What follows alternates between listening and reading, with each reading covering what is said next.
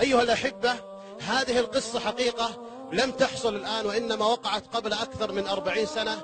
لكن تخيلوا معي أحبتي الكرام الفضلاء، إنه ذلك الشاب أو ذلك الطفل الغلام الذي كان يدرس في الابتدائية، كان عنده أم ويتيم الأب، أبوه قد مات وعنده أمه. كان المشكلة أن أمه عوراء، عندها إشكالية، عندها عور في عينها، فكان الناس يقولون له يا ابن العوراء يا ابن العوراء. فكل مرة أصبح إذا رأى أمه يكره أمه. يقول مع الوقت حتى دخل المتوسطة وأيضا أصبح يكره أمه، حتى وصل إلى مرحلة فقال يا أمي أنا أكرهك، يا أمي أنا أكرهك لأنك عوراء، وهي تبكي بعينها الواحدة وتقول ولكني أحبك يا ولدي. فكان يقول لها وأنا أكرهك لأنك عوراء. ومع الزمن حتى تخرج من الثانوية، وبعدها قرر أن يرحل من تلك القرية. إلى أين؟ إلى قرية بعيدة يهرب عن أمه. خرج من القرية، اختفى السنة الأولى والسنة الثانية، الأم تبحث عن ابنها لم تجده. ذهب إلى مدينة بعيدة وهي لا تعلم عنه، وفي ذلك الزمن كان اتصال قليل جدا جدا. وبقي الشاب 15 سنة غائب عن أمه. الأم بقلبها الحنون تبحث، لم تدع أي مكان تبحث عن ولدها. وفي ذلك اليوم استطاع أن يصلها خبر أن ابنها في المدينة الفلانية. فذهبت الأم أيها الأحبة، نعم الأم ذهبت مباشرة إلى ذلك المكان الذي فيها ابنها الذي الآن فقدته أكثر من 15 سنة. 15 سنة. ثم جاءت وصلت عند الباب. فلما جاءت عند الباب قرعت الباب.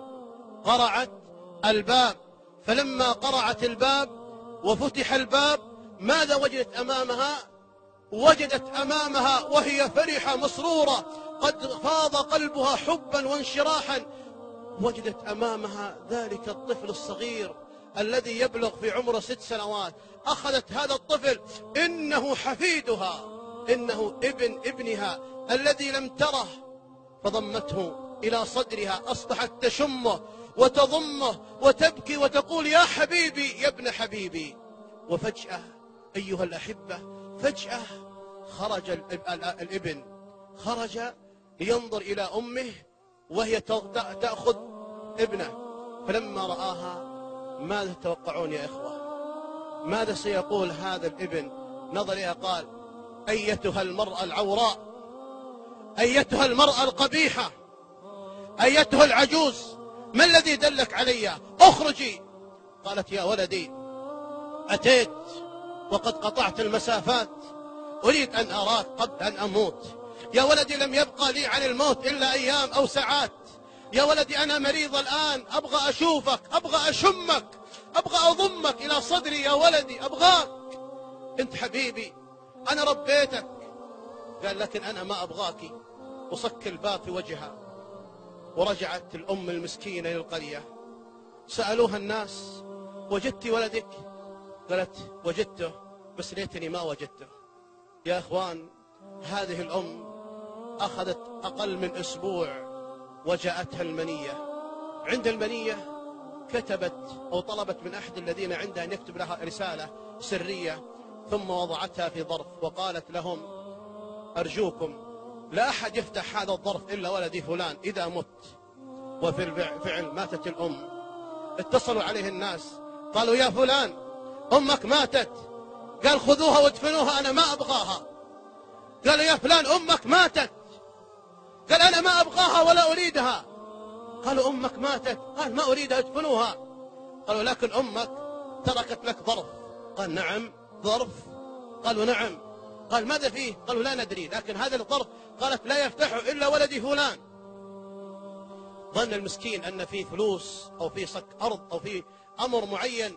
قال إذن سآتي في إجازة الأسبوع. يأتي لماذا؟ من أجل أمه؟ لا.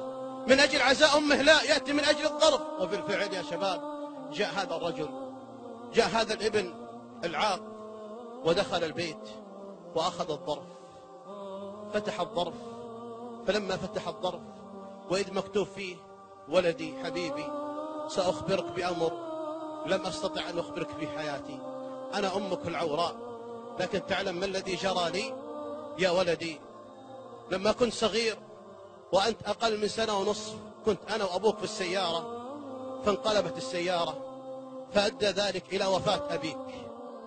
أما أنت فقد بقيت معي، وفي يوم من الأيام دخلت عليك وأخذت أضمك إلى صدري، وكان معك عود، فأخذت هذا العود فرميته في عيني، فكنت يا ولدي أنت السبب في فقع عيني، كنت يا ولدي أنت السبب في فقع عيني. فلما قرأ الرسالة بكى وندم، لكن متى الآن يبكي على أمه بعد أن كان قد هجرها وسبها وتركها. لا إله إلا الله. وقضى ربك ألا تعبدوا إلا إياه،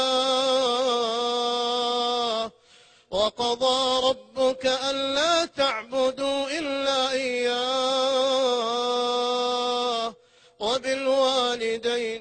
وبالوالدين إحسانا، إما يبلغن عندك الكبر أحدهما أو كلاهما فلا تقل لهما أف ولا تنهرهما، وقل لهما قولا كريما.